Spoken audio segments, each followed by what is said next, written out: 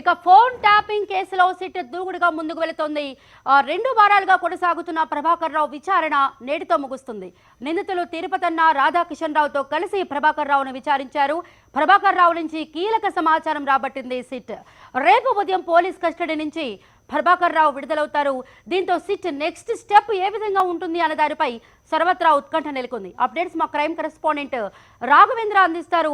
Raghavendra, Prabhakar Rao custody నేటితో ముగుస్తున్న నేపథ్యంలో SIT next step ఏంటి? అలాగే ప్రభాకర్ రావు నుంచి ఇప్పటిదాకా ఎంత కీలక సమాచారాన్ని రాబట్టారు?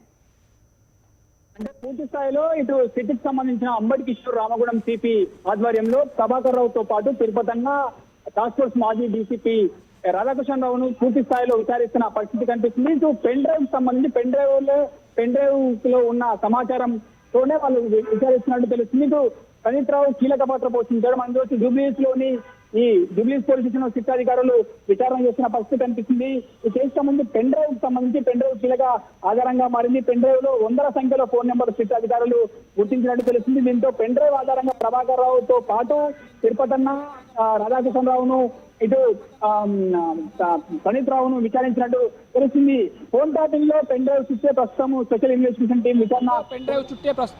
ఇన్వెస్టిగేషన్ టీం విచారణ కొనసాగుతుంది. మాజీ ఎస్ఐబి చీఫ్ ప్రభాకర్ రావు విధుల్లో ఉన్న సమయంలో ఈ పెన్ డ్రైవ్ ఫోన్ ట్యాపింగ్ సంబంధించి కీలకమైన సమాచారం స్టోర్ చేసినట్టు అధికారులు గుర్తించారు. ఈ పెన్ డ్రైవ్ లో వందల సంఖ్యలో ఫోన్ నెంబర్లు నమోదైనట్లు తెలుస్తుంది. వీటిలో రాజకీయ నేతలు, ప్రముఖ జర్నలిస్టులు, హైకోర్టుకు చెందిన న్యాయమూర్తులు ప్రొఫైల్ వివరాలు ఉన్నట్టు ప్రాథమికంగా గుర్తించారు. మరిన్ని వివరాలు సేకరించే పనిలో సిట్ అధికారులు ఉన్నట్టు తెలుస్తుంది. ప్రస్తుతం ప్రభాకర్ రావు ఈ పెన్ డ్రైవ్లో ఉన్న డేటాను ప్రభాకర్ రావు ముందుంచి ప్రశ్నల వర్షం ప్రశ్నిస్తున్నట్టు తెలుస్తుంది. ఇక ట్యాపింగ్ గురైన ఫోన్ నెంబర్లు గుర్తించడంలో డిజిటల్కి సంబంధించి డిజిటల్ ఆధారంగా కీలకంగా మారిందని సిట్టు భావిస్తుంది. ప్రభాకర్ రావు బృందం చాలా వరకు ఆధారాలను ధ్వంసం చేసినప్పటికీ ఈ పెన్ డ్రైవ్ దొరకడం ఈ కేసులో కీలక ఆధారంగా మారినట్టు తెలుస్తుంది. ఈ కేసుకు నిరూపించేందుకు పెన్ డ్రైవ్ ప్రధానంగా ఆధారంగా ఉందని అధికారులు చెప్తున్నారు. గత బీఆర్ఎస్ హయాంలోని ప్రభుత్వానికి పనిచేసేటోళ్లను వ్యతిరేకంగా పనిచేసేటోళ్లను కట్టడి చేసేందుకు ఎస్ఐబి కేంద్రంగా ప్రణీత్ రావు ఆధ్వర్యంలో స్పెషల్ ఆపరేషన్ టార్గెట్స్ టీమ్స్ ఏర్పాటు చేశారు. బేగంపేటలోని